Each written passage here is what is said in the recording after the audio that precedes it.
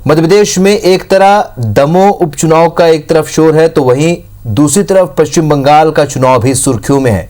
इन सब के बीच बीजेपी नेता दोनों जगह जीत के दावे करने से भी पीछे नहीं हट रहे हैं।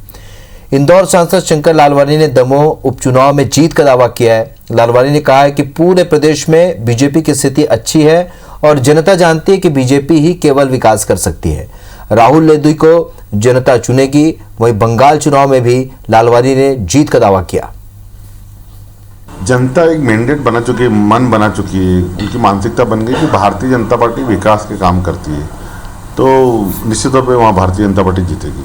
और मुझे लगता है कि पश्चिम बंगाल में लोगों ने मन बना लिया सत्ता परिवर्तन का, इस बार भारतीय जनता पार्टी की सरकार बनेगी। चलिए, तो हमारे दो सहयोगी इन खबरों पर हमारे साथ जुड़ रहे हैं। विजेंद्र पांडे जबलपुर से, तो दीपक यादव इंदौर से इस वक्त हमारे साथ जुड़ रहे हैं।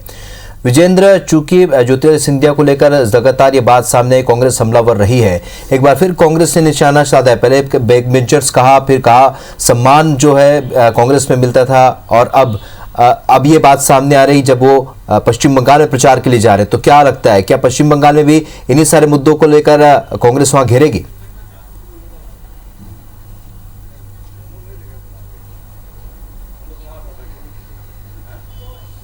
जी हाँ, देखिए, पश्चिम बंगाल की सियासत तो लगातार चुनाव के जैसे जैसे मतदान के चरण आगे बढ़ रहे हैं उस हिसाब से आगे बढ़ रही है, लेकिन इसका सीधा असर जो है मध्य प्रदेश की सियासत में नज़र आता है। और लगातार जिस तरह से कांग्रेस इस बात को लेकर हमलावर रही है, लगातार घेरती आई कि ज्योतिरादित्य सिंधिया भले कांग्रेस छोड़कर बीजेपी में चलेगा, लेकिन वो मान सम्मान या वो ओहदा उनको हासिल नहीं होगा जो कांग्रेस में हासिल था।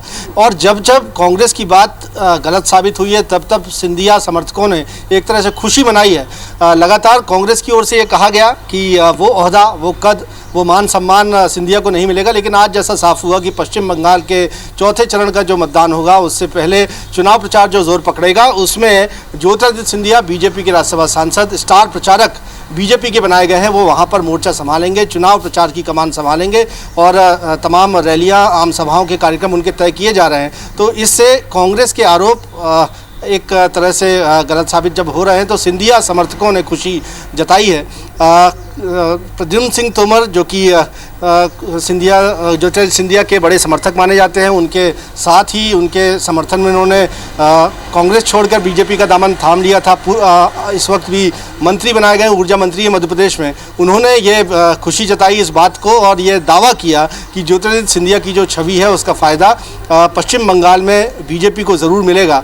और उनका कद ऐसा है, वो इस तरह से प्रभावित करते हैं, यूथ आइकन है। और तमाम कसीदे जो हैं वो पढ़े प्रद्युम्न सिंह तोमर ने ज्योतिरादित्य सिंधिया के समर्थन में, और ये कहा कि जिस तरह से उन्हें स्टार प्रचारक बनाया है, इसका फायदा सीधे तौर पर भारतीय जनता पार्टी को चुनाव में पश्चिम बंगाल में मिलने जा रहा है। चलिए, तो दीपक से भी बात कर लेते हैं। दीपक का क्या कुछ माहौल वहां पर नजर आ रहा है, क्योंकि शंकर लालवानी का जो बयान और जीत के जो दावे हैं, दमोह एक चुनाव है जहां पर उपचुनाव, जहां पर फोकस है लगातार, और इधर पश्चिम बंगाल का जो चुनाव है, जिसे लेकर अब एक सियासत गर्मा गई क्योंकि ज्योतिरादित्य सिंधिया स्टार प्रचारक है।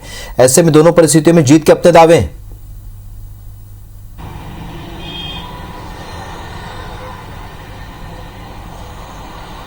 देखिए, बिल्कुल निश्चित तौर पर चाहे दमोह चुनाव की बात करें, चाहे पश्चिम बंगाल चुनाव की बात करें, भाजपा नेता लगातार अपनी जीत का दावा कर रहे हैं। और चूंकि भाजपा के राष्ट्रीय महासचिव कैलाश विजयवर्गीय पश्चिम बंगाल के चुनाव प्रभारी है, तो इंदौर के नेता बिल्कुल इस बात को मानते हैं कि जिस तरीके से हरियाणा में चमत्कार करके दिखाया था और कैलाश विजयवर्गीय ने जिस तरीके का माहौल बनाया, उससे जीत निश्चित है और भाजपा की पूरी टीम उसमें लगी हुई है।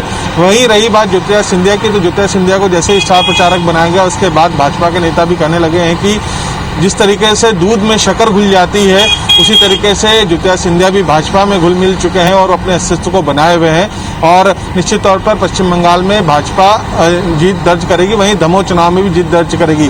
चूंकि ज्योतिरादित्य सिंधिया की स्वीकार्यता चंबल से लेकर मालवा तक हमेशा रही है, चाहे वो कांग्रेस के नेता रहे और अब भाजपा में शामिल होने के बाद भी प्रत्येक नेता उनको स्वीकार कर चुका है। और जिस तरीके से अब ज्योतिरादित्य सिंधिया को स्टार प्रचारक बनाया गया, हालांकि कांग्रेस इस पर तंज जरूर कस रही है। कांग्रेस के जो बड़े नेता है वे आरोप लगाते रहे हैं कि ज्योतिरादित्य सिंधिया का भाजपा में जाने के बाद लगातार अपमान हो रहा है। लेकिन शनै शनै जिस तरीके से ज्योतिरादित्य सिंधिया का कद बढ़ता जा रहा है, उन्हें जिस तरीके से अलग अलग जिम्मेदारियां दी जा रही हैं, तो उससे साफ हो चुका है कि अब एक तरीके से भाजपा के वरिष्ठ नेता के तौर पर ज्योतिरादित्य सिंधिया स्थापित हो चुके हैं और इसी बात को लेकर जैसे उनको स्टार प्रचारक बनाया गया, तो इंदौर में जो भाजपा के बड़े नेता हैं वो लगातार इस बात का दावा कर कांग्रेस रहे हैं कितना भी कि निशाना साधे, कितना भी डिनाई करे, लेकिन एक बड़े नेता के रूप में अब छवि बीजेपी के भीतर ज्योतिरादित्य सिंधिया की फिलहाल बनती नजर आ रही है, क्योंकि बड़ी जिम्मेदारी उन्हें मिली। आप दोनों का जुड़ने के लिए बहुत बहुत शुक्रिया।